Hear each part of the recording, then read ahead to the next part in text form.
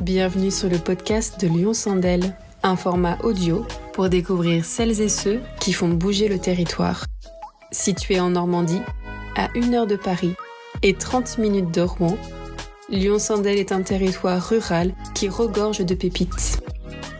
Découvrez ces hommes et ces femmes qui forgent le quotidien de notre région.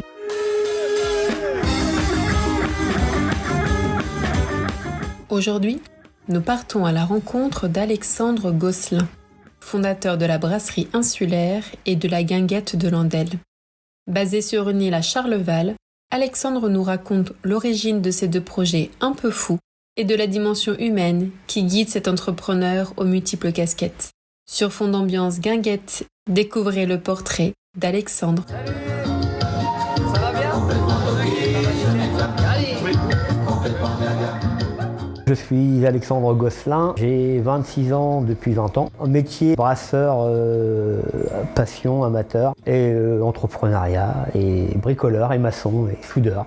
Mon grand-père était maraîcher à son compte, mon oncle est maraîcher, mon frère est maraîcher, mon père était à son compte dans les voitures. Donc j'ai toujours vu des gens travailler tout petit pour eux-mêmes. J'ai essayé de travailler une dizaine d'années dans le monde réel avec des chefs et tout ça. Ça a été assez compliqué pour moi. Je me sens bien depuis 11 ans, alors j'ai des problèmes, hein, et voilà, c'est mes problèmes à moi.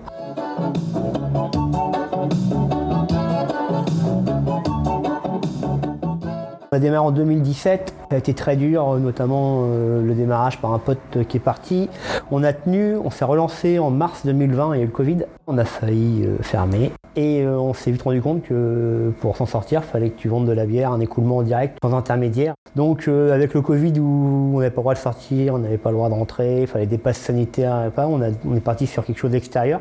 On a vraiment été surpris, hein. Moi je stresse, hein, donc je pensais vendre 2-3 fûts par week-end. On a vendu pratiquement, nous, 6 000 litres de bière. Ça m'a aidé aussi à faire de l'embauche, voilà, à me structurer aussi différemment et à donner un vrai coup d'accélérateur pour le développement de la brasserie. Après, voilà, on a à cœur à faire cette année, en 2023, de continuer sur notre lancée. Ce qu'on veut faire déjà, c'est au niveau de la brasserie, c'est proposer plus de bière. On change des tireuses, on met plus de bière, plus de gamme, des cocktails. Mijo propose une nouvelle carte aussi et on va agrandir les terrains de boules, faire un peu plus de place aux enfants, ouvrir un peu plus la brasserie au public pour qu'ils voient que c'est brassé là.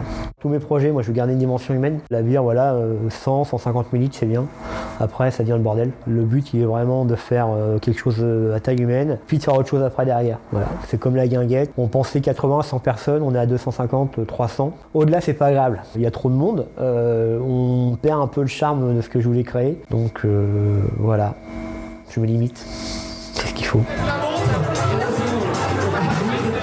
Quand j'ai acheté l'île de Charleval en 2011, je suis tombé amoureux du lieu. Il y avait un potentiel de fou. J'ai vraiment eu à cœur de créer un lieu de sociabilité très familial, où il y a de la musique, où on peut y aller avec ses enfants. J'ai une quarantaine d'années, j'ai 2 enfants et je me suis toujours dit que si tu veux boire une bière tranquille, il faut que les enfants soient occupés. Donc voilà, on a créé un univers pour les enfants, la malle aux mioches, un terrain de boules. Voilà, le but c'était d'arriver, de se poser 2-3 heures ici. Essayer de programmer de la musique, aussi bien du jazz manouche que de l'accordéon, que du rock. On essaye de faire pour tous les goûts.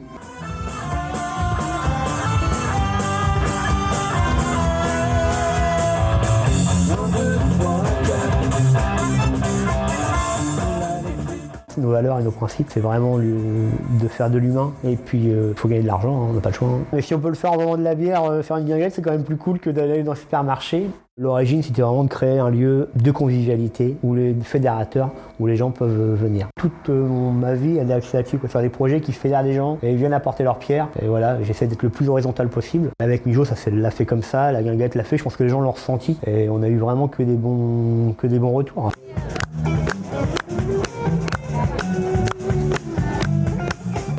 Ça va faire 11 ans, 12 ans que je suis à mon compte. Et je pense que quand tu es sérieux ou sérieuse, et que tu travailles, et que tu n'es pas le meilleur parce que tu as le droit de te tromper, tu as le droit de faire ça, mais que tu te fais vraiment le mieux possible avec de l'honnêteté, bah, ça marche forcément. Voilà, la guinguette prouve ça, quoi. Les gens sont arrivés, ils ont attendu pour manger régulièrement, ils ont attendu pour être servis régulièrement.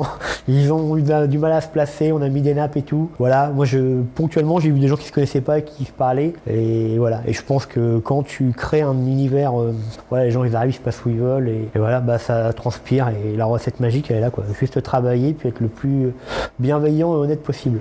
C'est ce que je dis à tout le monde, travailler le plus simplement possible, pas pour travailler moins, mais pour travailler mieux. Donc c'est facile à dire, mais c'est très compliqué à faire. Et après voilà, cette guinguette, cette brasserie, cette aventure, j'ai tellement eu de bienveillance de la part de la famille, de copains pour me sortir de l'ornière que je peux pas être un gros con derrière, quoi, c'est pas possible.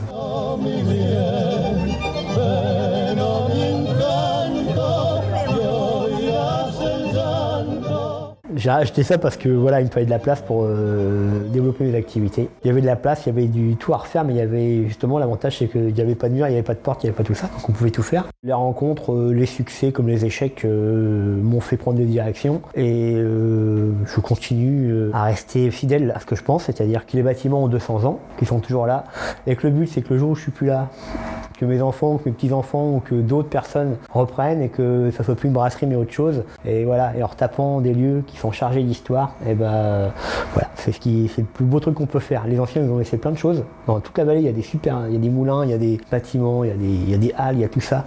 Voilà, il y a tout ce qu'il faut pour faire des beaux trucs. Voilà, retaper, continuer.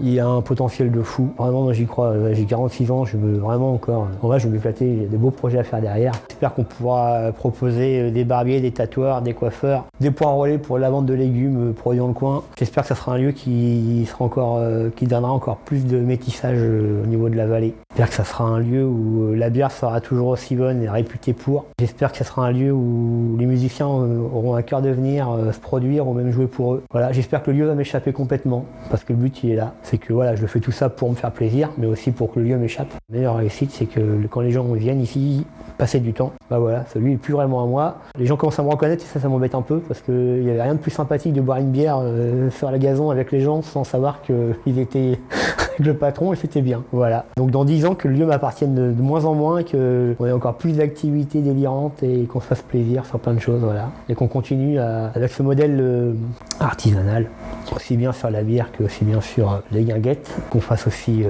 un pied de nez à tout système d'endroits aseptisés, calibrés avec ce qu'il y a dans le verre, ce qu'il y a dans l'assiette, ce qu'il y a autour de nous là-dessus. Voilà.